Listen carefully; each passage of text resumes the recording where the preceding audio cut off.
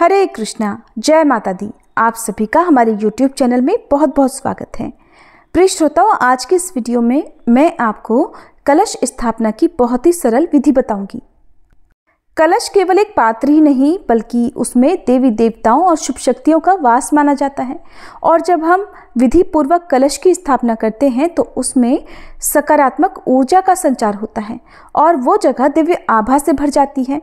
तो आपको कलश स्थापना करने के साथ साथ ये भी बताएंगे कि कलश स्थापना के समय किन किन शक्तियों का आह्वान किया जाता है, हर दिन फिर नियम से कलश की पूजा कैसे की जाती है, किन किन नियमों का पालन करना और सावधानियों का बरतना आवश्यक होता है। नवरात्रि हो या फिर कोई भी विशेष अनुष्ठान हो, सनातन धर्म में कलश की स्थापना करना एक अत्यंत पवित्र और शुभ प्रक्रिया होती है। इसे सही तरीके से करने से ही देवी देवताओं की कृपा प्राप्त होती है। तो कलश स्थापना करने के लिए सबसे पहले हमें एक कलश चाहिए होगा। आप तांबे, पीतल या मिट्टी का कोई भी कलश ले सकते हैं। ध्यान रखिएगा, कलश को खाली नहीं छोड़ा जाता, इसलिए हमें कलश के कंठ पर मौली यानी कलावा भी अवश्य बांधना होगा।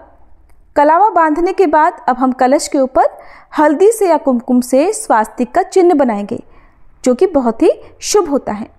इसके बाद हम कलश को शुद्ध जल से कंठ तक भरेंगे। अगर आपके पास गंगा जल बहुत अधिक है तो आप केवल गंगा जल भी भर सकते हैं और गंगा जल की कुछ बूंदें मिलाकर आप शुद्ध जल भी भर सकते हैं। गंगा जल के अलावा अन्य तीर्थों का जल हो तो वो भी आप इस कलश में डाल सकते हैं।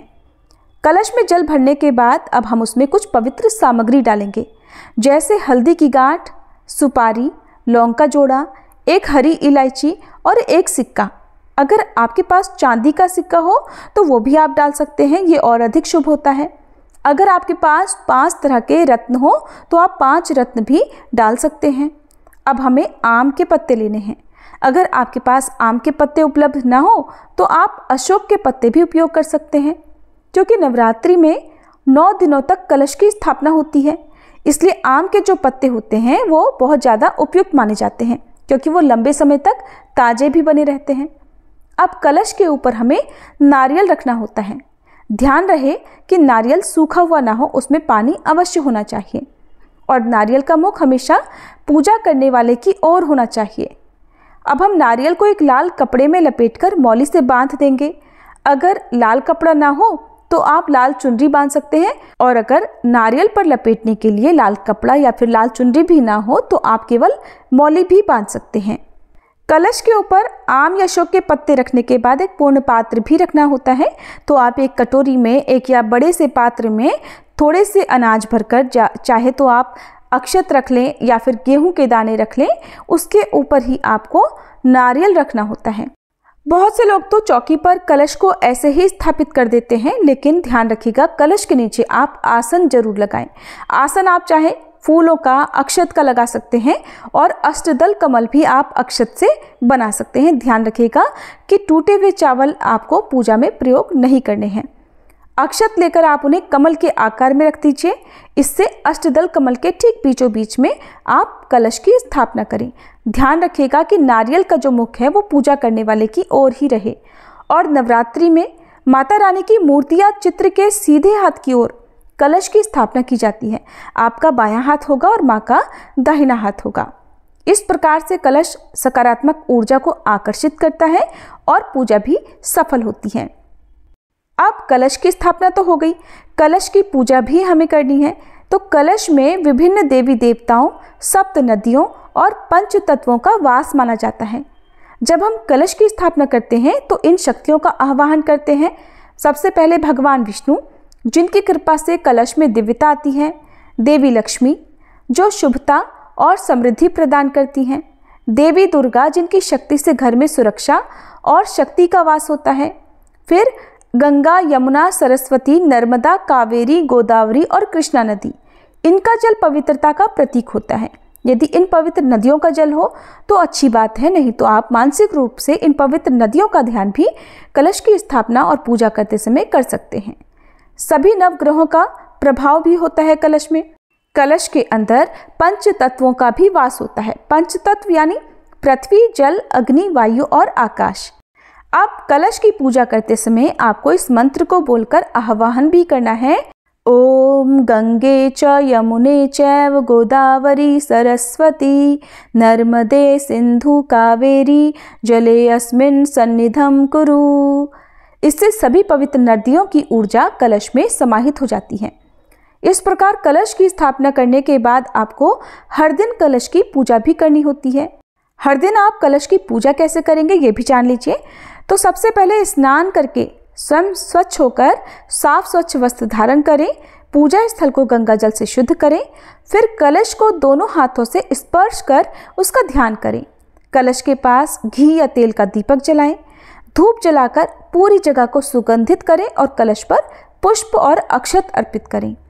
फिर नैवेद्य अर्पण करें, भगवान को, देवी माँ को फल, मिठाई या अन्य नैवेद्य अर्पित करें।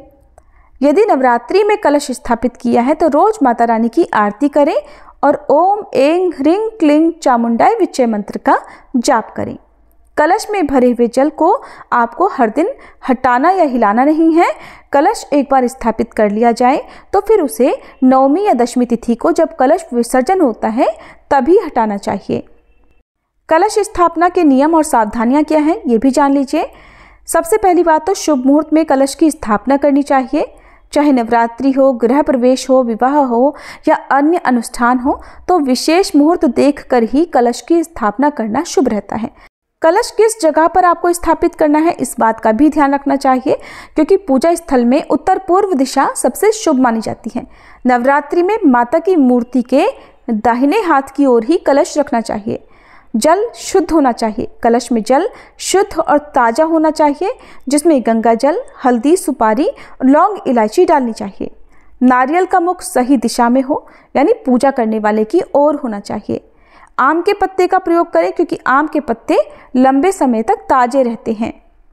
अगर आपकी पूजा की चौकी छोटी है, चौकी पर कलश की स्थापना नहीं कर पाते हैं, तो आप नीचे जमीन पर उस जगह को गाय के गोबर से लीपकर या गेरू से लीपकर या गंगाजल से शुद्ध कर उसके ऊपर स्वास्तिक का चिन्ह या अष्टदल कमल बनाकर या पुष्प और अक्षत का आसन लगाकर उसके ऊपर भी कलश की स्थापना आप कर सकते हैं।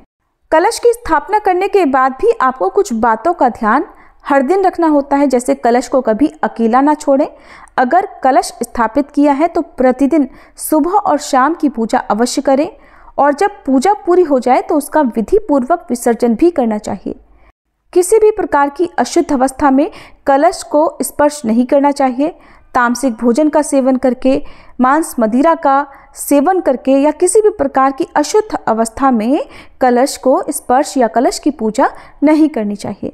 कलश को अशुद्ध स्थान पर नहीं रखना चाहिए। कलश को जहां पर भी एक बार स्थापित कर दिया उस जगह से उसे बार बार हिलाना या हटाना नहीं चाहिए और कलश विसर्जन करने के बाद जल का सदुपयोग करना चाहिए।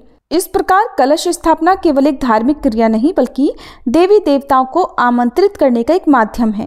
अगर नवरात्रि के दिनों में या बाकी शुभ आयोजनों में इसे पूरी श्रद्धा और विधि विधान से किया जाए तो यह अत्यंत शुभ फल प्रदान करता है। आपकी पूजा शुभ हो और माता रानी की कृपा आप पर बनी रहे। अगर आपको ये वीडियो पसंद आई हो तो वीडियो को लाइक करके कमेंट बॉक्स में जय माता दी लिखकर इसे ज़्यादा से ज़्यादा भक्तों तक जरूर शेयर कीजिएगा।